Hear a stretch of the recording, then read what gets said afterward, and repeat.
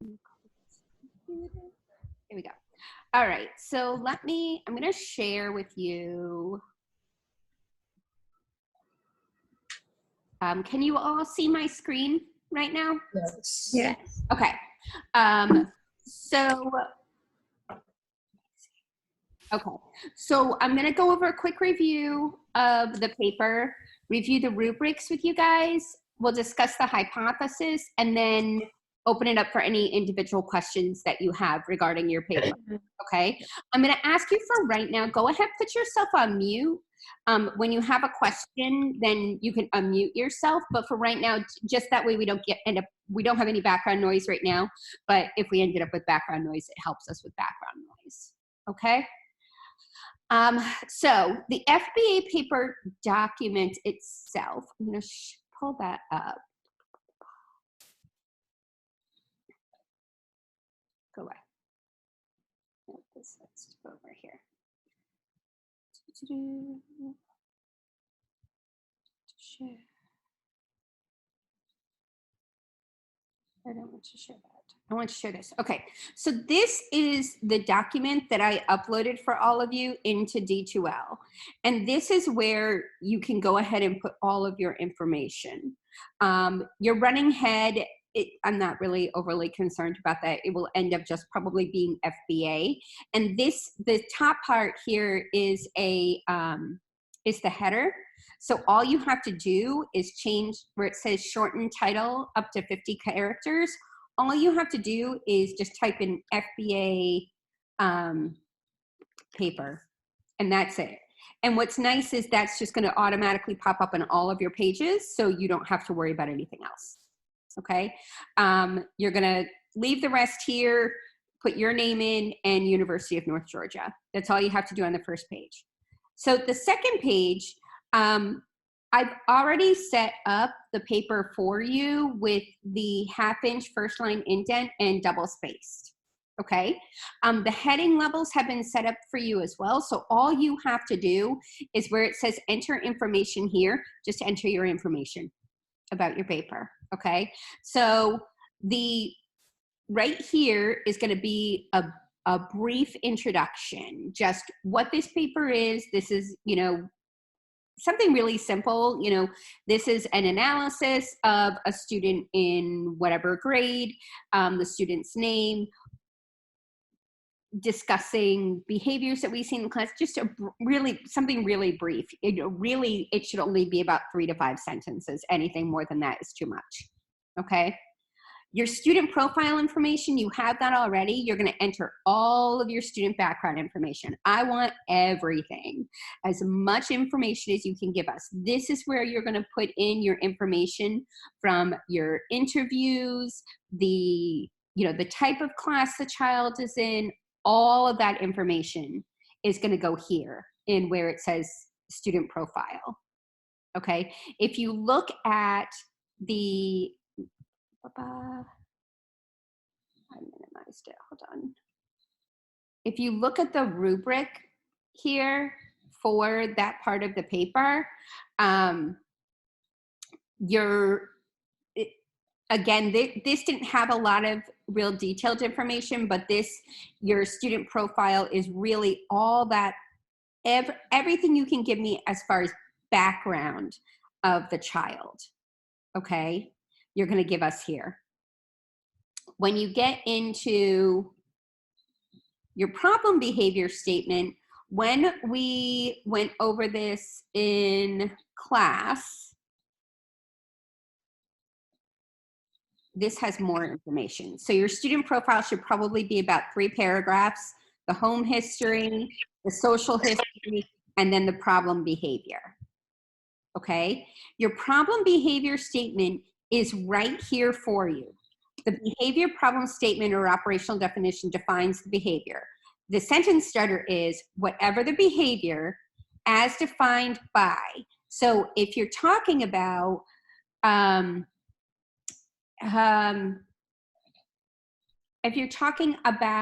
non-compliant behavior, okay? So Jimmy is non-compliant as defined by, and that's where you give your specifics. So I know Kayla, I think it was, Kayla, you have the student who wiggles their teeth, right? Okay, so Jimmy's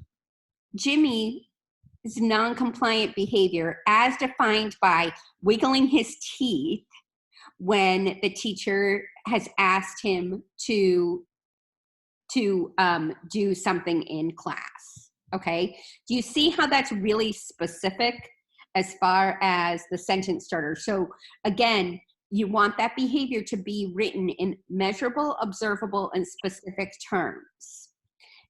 Think about here, you're thinking about the stranger test. So what if just anybody came in to watch this behavior, what would they be able to see? When Kayla was really specific when she says he has non-compliant behavior as defined by wiggling his teeth, I know to look for the child in that classroom who's wiggling their tooth when they're not, when the teacher has asked for a direction. Are there any questions about that part? Yeah, do we need to put a specific time period on that statement? No. Or okay. No, you do not need to put a specific time period on that statement because we're going to get into the time period when we get into your ABC chart and your ABC analysis. Okay, thank you. Okay, Bethany, you want to just make sure you're really specific with when the teacher gives a direct, if your behavior is being seen as soon as the teacher gives a direction, then you want to go ahead and state, that would be a good place to state that. Does that make sense? Yes, ma'am. Thank you. Okay. You're welcome. Okay, so that is, oops. I'm going to go through each section with you guys. So that's your problem behavior. That's worth 5 points. Then you're going to get into your ABC chart and your ABC analysis. Your ABC chart, you'll see here, you're going to enter your information, but your ABC chart is actually going to go into your appendix, which is at the end of your paper. And this is going to be Appendix A. So when you're referring to the ABC chart, you're just going to say, see, in parentheses, see Appendix A. So it will look like this in your paper. So you'll have Jimmy's behaviors are often seen as non-compliant, as is referenced in Appendix A in the ABC chart. Okay? And that just starts it. Then you want to go into a real analysis and talking about what you found in your ABC chart. To get the real full points here, you need to not just describe the ABC chart to me. You need to talk about what are the outside forces? What else is going on in class? Not just what I see. I can read the ABC chart. You don't need to retell me what's on the ABC chart, but you want to go in depth into it. What did you notice? What did you see? Did you notice that other children were talking? Did you notice that students were, other students were all doing their work? When a student bothered Jimmy, he started wiggling his tooth, or he started having the non-compliant behavior. So when you look here, so you've already recorded the time and all of that, and then you're providing that really deep analysis. So it should probably be a bare minimum of 1 to 2 paragraphs. You're probably going to have almost a page on this, okay, to really get, this is worth 25 points. This is a big chunk. You're really going to go in depth here as to what you saw with your ABC chart, because this was a real bulk of your observation time, was doing this. Questions about the ABC chart and the analysis? All right, So the next section is your pre-intervention data collection and your evaluative analysis. So this is worth 40 points. This is another really huge chunk, but this is where you're going to talk about the data that you collected. You're going to include charts and you're going to include your graph. So you're going to have both pieces here. I'm going to actually put onto D2L for all of you a step-by-step of how to take your graph, your chart that you're doing in Excel and put that directly into your paper. So I went over this with Kayla last week, but I'm going to put a step-by-step of how to do it, kind of like I did in class when we did the chart, when we did the graphs in class. I'm going to do that for you for the charts, for the tables as well. Okay, so you're going to include the tables and you're going to include your graph, and then you're going to go through another real specific analysis. Talk about when you saw that dip or you saw a rise in the behavior, what happened? What are the confounding factors going on behind that? Was there somebody sitting right next to the student when they didn't have those behaviors? That's all really, really important information that you're putting into this piece of your paper. You want to make sure that all of your dates and times of the observations, the setting, everything is right there, okay?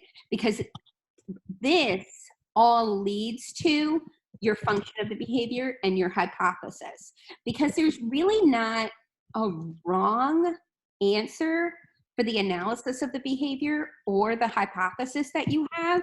But if it doesn't match what you said before, then there's a wrong answer. Okay, because all of this right now is just what you're seeing. It's describing what's going on. It's describing what's going on in the classroom, describing what you're seeing of the student. So nothing can be wrong here. What you could lose the points on is if you're not really specific or if you haven't gone in depth into your analysis. And I'm relatively certain most of the people that I'm speaking with right now that are online are probably going to see your papers in advance. So I'll be sure to let you know when I see your paper, hey, I think you could use more here, or this is looking really good and you're doing well at this point. I won't actually grade the paper in advance, but I will give you feedback on the paper in advance. Okay? Questions about this part, because this is a big chunk of your paper right now. All right, so let's get into the function of the behavior and the hypothesis statement, because I know that those are two pieces we haven't gone over real in depth. So your function of the behavior is, once again, you're going to be kind of repeating yourself in some of this, but you described your ABC chart, or you've told me about your student, you've described your ABC chart, you've described and evaluated your data, and now you're going to talk about what is the function of the behavior. What is the child looking for based on all of the data that you have taken so far? Okay, so let's think back to our little friend that we watched the video of with the little baby who was crying. Okay, so what we saw was our ABC data showed us that mom left the room, the baby cried, the mom ignored. Because the mom ignored, the baby cried, mom ignored. What was the baby looking for based on that data? One of you can answer. What was she looking for? Attention. Yeah, she was looking for attention. Okay, so the function of the behavior is attention.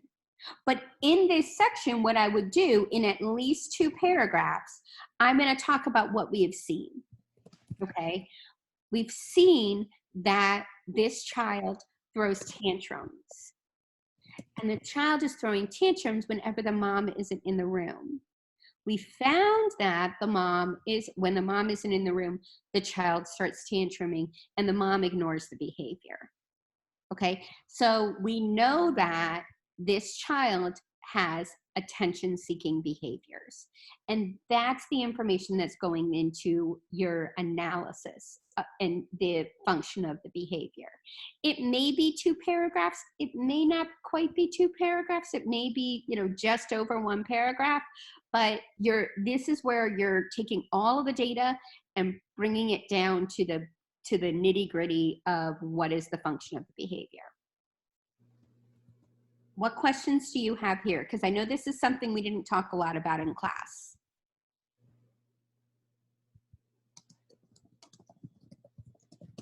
Is this making sense? All right, so let's go to the hypothesis statement. So I have come up with for all of you, what you're doing in your hypothesis statement is, can you see the screen that says hypothesis? Is that what you're seeing right now? Might need to change it. This is what I want. Okay, now you should see it. Oops, go back. Okay, so do you see something that says hypothesis now? Nod your heads. Yes, okay. So with the hypothesis, you're taking your thoughts and ideas and then your data to come up with your response. And it's going to look something like this. And I will send this to you so you can see it directly, okay? So what you have is, you have the student, whoever the student is, engages in whatever the behavior is. This is a concern because, what's the rationale? Why is this a concern? So for most of you, it's going to be because the student can't participate in class, or it's affecting the student's participation in class. And it occurs weekly, monthly, daily, multiple times during the day. I'm not looking for a specific frequency here. So it happens, 90% of the time. You don't have to do that. But if this is a behavior that we see daily, or we see every day during reading, or every day during math, you're going to put that here, okay? This often happens when and where the behavior occurs. People often respond to this behavior by, what is the regular response that you're seeing from teachers, from peers, from yourself as an observer? So what's happening? So a lot of times, so if we think, I'm going to give you an example with our little baby in a second, okay? The difficulty is that this behavior may be a way to avoid classwork, get people's attention, whatever the function of the behavior is, which you've already told us, you're just repeating it here. And as a way of saying, I need help. I want my mom. I want this. I need that. I don't want this, okay?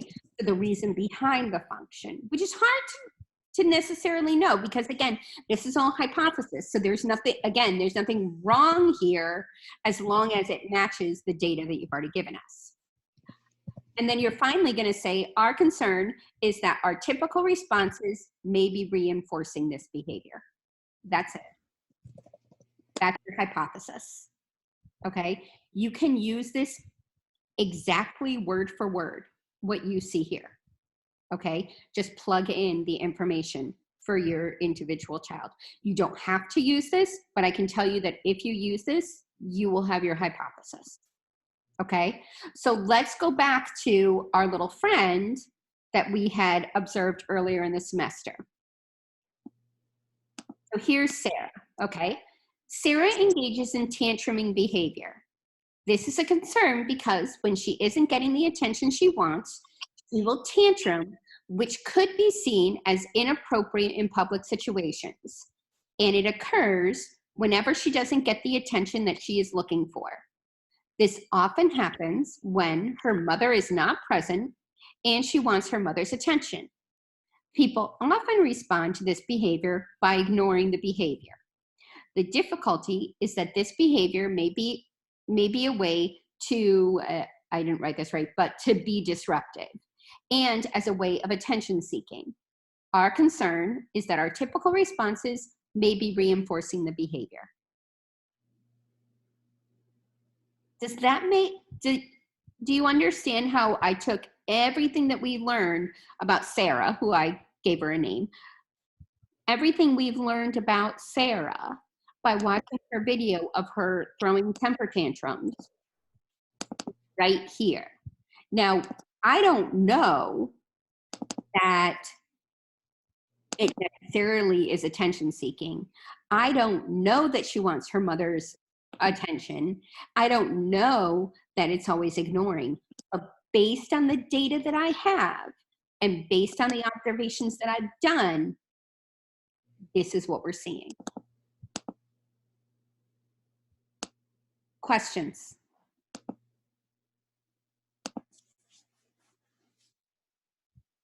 I think that's really helpful how you like laid it all out. So thank you. You're welcome. Well, this is what we were going to do in class today. No, that's because the hypothesis statement was like the hardest part for me because I was trying to figure it out. But, you know, having like a template to follow, I think that's very helpful for everyone. So thank you so much. Yeah, literally, all I want you to do is follow this template. And if you follow this template, you'll have exactly what you need. Yeah, that's very helpful. And that's it. Yeah. And then you're done. You're done with this section of the paper. Yes. I know, right? You've done considering all of the barriers that we've had thrown at us this semester, you guys have done a really good job on this. And from what I've seen, honestly, of the data that everyone has collected so far, there's no reason you shouldn't be able to do this. So other questions you guys have, individual questions about your own papers or anything else that you need from me? So how many hours of ABC data did we actually need? 1 or 2? You needed to you needed 2 hours of observation in total. Okay. Yes, 2 hours of observation total. I didn't set a set amount of ABC data and pre-intervention data. I just stated that you needed 2 hours. So you need a minimum of the 2 ABC charts and then a minimum of the 3 data collections, which I'm relatively certain everybody has at this point. Perfect. Thank you. Other questions? For the ABC chart analysis data, so I just want to clarify. So we're not just explaining to you what's on that chart. You want us to explain to you like what was going on while we were taking that data. Yes. Okay. Yep. Okay. Yep. Because it can't just be that. It can't just be that. We need to know what other factors were going on during that time. Okay. So like, could we start off by saying like giving just like a little bit of data like from the chart and then saying because of this, like during this time, you know, like the child started getting a little anxious or just like something like that, and then explain like what was going on like, during that time. Absolutely. That makes perfect sense. Okay. It makes perfect sense. And then could you, I'm sorry, I know that you just explained this, but could you like explain just a little more about like the pre-intervention data analysis? Yeah, and sure. what exactly you want again? Yeah. Because I know, because like the ABC and the pre-intervention data are kind of different because obviously they're 2 different methods of collecting data. Right. But will there be some of the same information in those 2 sections? There may be. Okay. Kate. So the pre-intervention data is not just going to be describing the data. You need to tell me, why did you choose that type of data collection? Okay. Why did you decide to use frequency data? Why did you decide to use partial interval data or interval data? So talk about the why behind that. So you're talking about your selection of your data collection. Okay. Then you're talking about the chart. Then you're talking about the charts themselves. Okay. Explain those charts. Talk about on day 1 during the observation, you know, he had 60% of the time the child was off task. Okay. Some of the behaviors we saw during the off task behavior were picking their nose, throwing a pencil across the room, standing up. Okay, so whatever's, you know, the what's happening, but you also need to talk about the teacher was giving directions. This happened during math class. However, during reading class, we didn't see those behaviors. We can hypothesize, or we can assume, we also know that this child does really well in reading. So you're talking about all of those confounding factors go into this part of your paper. Okay. Yeah, that makes a lot more sense. Yeah, so really describing in depth, like what you saw during those, during your data collection times. And you want like days and times and dates. Yeah, absolutely. Well. All So of that should be in here. Okay. Yep, days, times, dates, settings, everything needs to be in here. It could even be so much as, Kayla, I'm going to use your little friend's example that you know, because we've talked a lot about your little friend. We found out that the child had a new baby in the family. We hypothesized that possibly this could have affected, you know, Jimmy picking at his teeth or playing with his teeth. However, we also found out that he really likes his little brother. Okay, so, you know, you're talking about all of that. This is when all of that information is all going to start coming out. Okay. So we can literally just pack those paragraphs in. Absolutely. And again, it says 1 to 2 paragraphs. My bet is that this is going to be the biggest section of your paper. Okay. This will likely be the largest section of your paper. I think 1 to 2 paragraphs is really, you know, for a really well done, you know, points paper, this is going to be I would anticipate, because you have to remember your graphs are going in here, your charts are going in here. So when you put that in, that's 1 page. This, you know, to really talk about your child and to really give me that background, I should be able to pick this child off the street by reading through. But basically what you're doing is you're giving me this information as if I've never seen this child before, and I could be able to go into your classroom and say, that's him. That's the child that they talked about in their FBA. Okay. Yeah, that makes a lot more sense. Yeah, that's fine. Thank you so much. Yeah, absolutely. Other questions you have?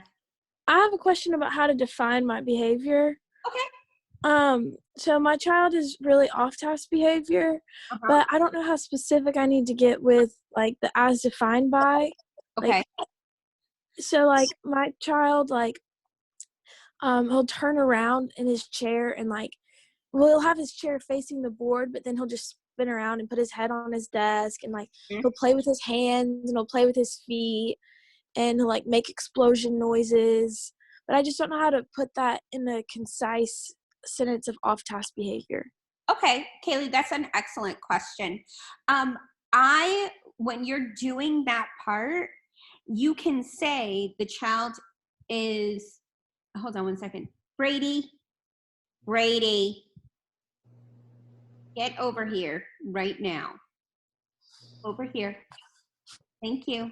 Sorry, my dog. So Kaylee, when you're saying that the student engages in off-task behavior, which is defined by the student, all in all, what the student is doing is ignoring the teacher, right? Yeah. Okay. Yes, ma'am. Defined by ignoring the teacher with actions such as turning around his desk, putting his head down, and then you can be really specific there. Okay, that makes sense. Thank you so much. Absolutely. Other questions, ladies? Yeah, I know you said that dates were going to be a little off because of, you know, this whole Corona thing. But do you know about when you would want it to, in order for you to give us feedback? In order to give me feedback, if you can try and get it to me sometime next week, that would be great. It's going to end up probably being due. I hate to give a date, but my guess is probably you'll have another week. If you can try and get your papers to me by midweek next week, that would be great. Just to give me a little time to look through things. I know this is kind of an on-topic question, but do you think we're going to go back to school, or do you think it's going to be completely online? That is a fantastic question, and I wish I had an answer for you. If I was betting, probably not going back. Mm-mm. Yeah. I mean, I know that the CDC just, released their whole 50 people in one gathering. So, yeah. If I was putting money on it, I'd air that we're probably going online. Yeah.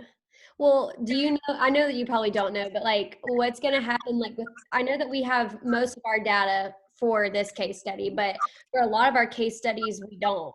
And so, your professors were all talking about that right now. Okay. Yeah. So we're meeting we're still working from home. Yes. So we're still having meetings and stuff like that. Okay. So Perfect. as we are gathering more information, we'll be sharing it, but we want to have real concise answers to give to all of you before we give answers.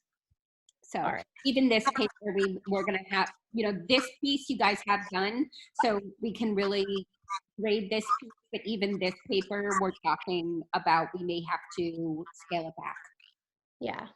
And for right now, all of your assignments, all of them, including your case studies for your other classes, everything goes into D2L instead of live text. Okay. Okay. So share that with other people, but everything goes into D2L because we have to move all of our grading over to D2L. Oh. Well, which is good for me because I already do all my grading in D2L, so I don't have a problem. Live text can be kind of confusing sometimes, so. It can be. So as it is such a confusing time for everybody, and as soon as we have answers to give out to everyone, we're going to make sure you guys have them. Okay. Yeah, thank y'all so much, seriously. I mean, I know it's a really confusing and anxious filled time, but I appreciate you meeting with us. Not a problem at all. And if anytime this week, if any of you, and please share this with your classmates, and I'll share this with your classmates as well, if you want to meet one-on-one to talk about your paper, I'm more than happy to do that with you and to set up a one-on-one time to Zoom with you and pull up your paper, look at your paper together, and give you any feedback that you need on your paper. All right, perfect. All right. Thank you. All right, ladies, any other questions before we go ahead and sign off? Last I just question. had a. Okay. Oh, sorry. You are putting this in D2L, right? I am going to put this in D2L, yes. Okay, just making sure. And all of the documents that I shared today, all of that will be in D2L as well. Okay, thank you. Okay, so that hypothesis statement, you'll have that. So you'll be able to cut and paste it and put it right into your papers. Okay, awesome. Okay, other questions? I just had a quick one to make sure if my statement made sense. Yes, go right ahead, Paige. Okay, so my friend, he just invades personal space, like past normal hugs and stuff like that. Uh-huh. So I put my problem. Paige, remind me, is your little friend the little friend who has Down syndrome? Yes, ma'am. That's right. Okay. So I have my problem statement as he invades personal space as defined by being within an arm's length of any of his peers, teachers, or adults. Mm-hmm.